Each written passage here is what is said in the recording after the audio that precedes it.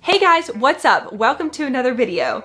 It's November now, and I know we all still have a lengthy TBR to get through before the end of the year. And there is no shortage of new releases to pick from. I've read a lot of new releases here in the past few months, so I thought that I would sit down today and tell you all which new releases I think are worth your time and money. Sit back, relax, and let me do the work for you. So to start off strong, I'm super excited to talk to you about The Academy by Elin Hilderbrand. Now this was a very highly anticipated new release by me, and I know a lot of other readers. This book is about a boarding school named Tiffin Academy where a new gossip app emerges called ZipZap and disrupts the campus dynamics. So Elin Hilderbrand wrote this book with her daughter Shelby Cunningham, and I believe I read that Shelby's experience at boarding school helped shape this book. And you could definitely tell that because there is a plethora of modern references in this book, which overall did not bother me, but I think a few lines were a bit cringy and on the nose. For example, there are a few times where a character says bruh, and I have no problem with that, but it feels a little out of place to read in an Elin Hilderbrand novel for some reason. There were also some elements like a group of girls were listening to A Boogie songs, and I don't know if that really quite fit. Let me know below if you still listen to him, but I just found that to be a little strange.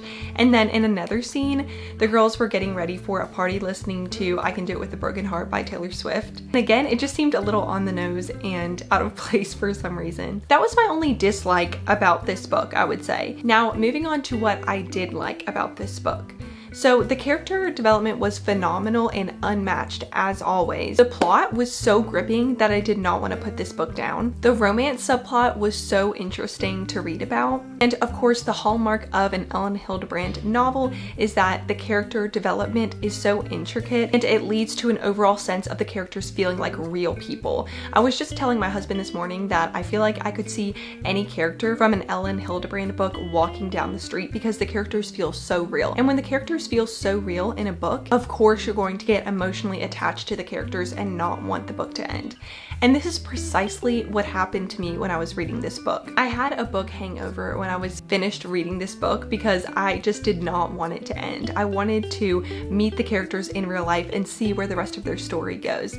Which we are in luck because this book is the start of a series, so I am so hype about that. Now, without further ado, my rating of this book was 5 stars, which is saying something because I haven't had a 5-star read since June. And needless to say, I would recommend this book, and I think that it is worth both your time and your money. Next, we have A Witch's Guide to Magical Innkeeping by Sangu Mandana. This is also the author of The Secret Society of Irregular Witches. I think that's the title. So this book is about a girl named Sarah trying to get her powers back after being exiled from the guild for resurrecting her late aunt Jasmine. So my dislikes of this book, I forgot the plot and the characters pretty quickly after reading this book. I actually had to go back and read my review for this book to even jog my memory about the characters and the plot. So the book wasn't super memorable to me. Now my likes, I loved the magical, whimsical vibes of this book. Sarah helping her aunt run an inn gave all the cozy vibes. I liked the romance, I liked the found family trope, and I love how this book explores the complexity of friendships,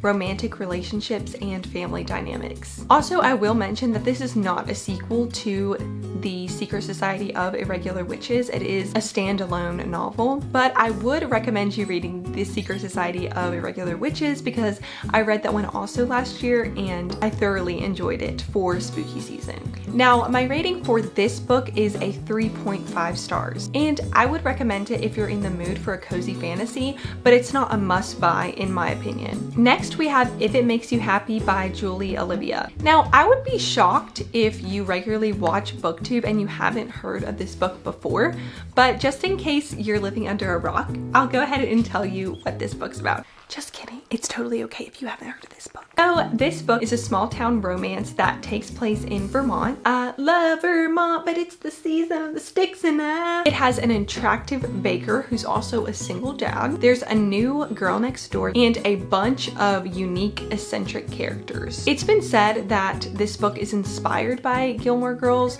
or the town of Stars Hollow, but I really like that this book isn't copy-paste Gilmore Girls to the point of parts of the plot not being replicated. It's also not just Gilmore Girl fanfic. Now let me back up real quick and let's address my dislikes. The writing felt a little clunky to me at the beginning, where there were certain sections of writing that I kept rereading and rereading, trying to make it make more sense or expecting it to kind of flow better, and it just didn't flow very well in certain points. But I feel like that went away very quickly as I read on. Also, Cliff's relationships with his daughters didn't feel realistic to me, and it felt a bit idealistic. And his relationship with them felt a bit formulaic to me, and also a little predictable. And it also felt like I was watching like a Disney Channel show where everything was just kind of hunky-dory between them.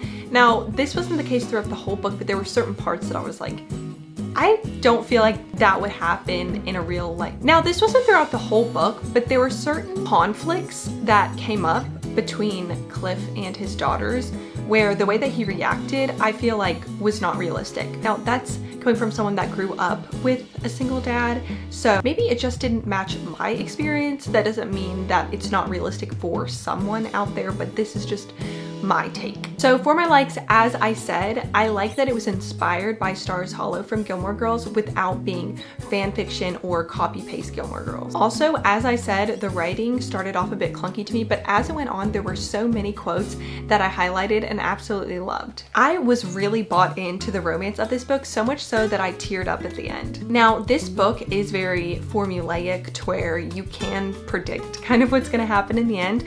That being said, the writing got better and better, so much so that, like I said, it was a tearjerker for me at the end. Even though I kind of knew what was gonna happen, it still pulled at my heartstrings. All that being said, I gave this book a 4.25 stars, which is a very high rating for me, so I did really enjoy this book. I would recommend it if you're a fan of classic romance and small town vibes. Last but certainly not least, we have Atmosphere by none other than Taylor Jenkins Reid. Now, this book is about a group of astronauts and their relationships with one another. This book also has a big romance element to it. So for my dislikes, I really didn't dislike anything. There are themes of discrimination, complex family dynamics, complex relationships and friendships, and all of these themes are handled very delicately, realistically, and well, in my opinion. Even though I know nothing about NASA and the life of an astronaut, I feel like I learned a lot from this book and I was fully engaged the whole time. Again, this book was so enlightening, and